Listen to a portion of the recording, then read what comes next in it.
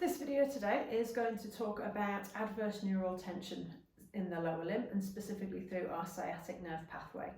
I get a lot of patients that come in who say to me, oh, I've always had tight hamstrings, I've never been able to touch my toes, and they're presenting with anything from pain in the foot and ankle to lower back pain or anywhere in between.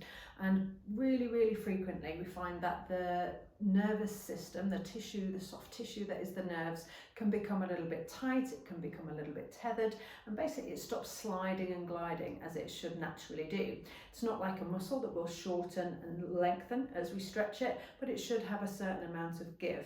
So these exercises are very much designed to try and help to free up that nervous system and increase the mobility through the lower limb, which can then have the knock-on effects not only to reduce pain but to improve mobility and function, and especially performance as well. So in order to get that glide and slide going through our sciatic nerve pathway, what I'm going to do is I'm going to find a surface to be able to lift my foot onto. So this could be as low as a bottom step, it could be an upturned waste paper basket, it could be your toilet seat. I'm going to use the edge of this sofa because I've got that to hand. What I'm going to do is I'm going to start with my hips square onto it. I'm going to lift one foot onto the sofa arm there, keeping my body nice and upright. What I'm going to do is I'm going to bend and point my toes. So I'm going to move at my ankle, and what this is looking to do is to glide and slide, get that mobility going through that sciatic nerve pathway. Now this shouldn't be sharply painful, but a little bit of discomfort is absolutely fine. You need to feel that you're doing something. And what I'm going to do is I'm going to do 15 or 20 repetitions of that.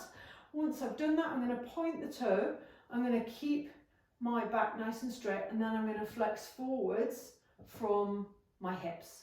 So I'm now working a little bit differently to feel the emphasis possibly a little bit higher up than when I was working from the foot. We can work into there. Again, 15 or 20 repetitions. I'd recommend doing this around 3 times a day. You can do more than that, but ideally we want to be working at least 3 times a day to really try and get that mobility going through that sciatic nerve pathway. Once we do that, you're going to find that your restriction in movement should start to ease, and hopefully then pain reduction as well, and an increase in performance. If it starts to become a little bit too easy, you think actually I don't really feel very much anymore, then we need to lift the foot to a slightly higher level. But what we can also do is where we have the leg coming up into here, to make it a little bit more intense and work it a little bit harder, we can lift the leg across, and then we do the same pattern of movement. So I've brought the leg across me, so I've adducted it across the centre line, and then I'm going to repeat those movements. So I'm flexing my foot backwards and forwards, then I'm going to point the toes, and keeping my back nice and flat, I'm going to flex from my hips into here. So that's an advanced progression from that initial exercise to do.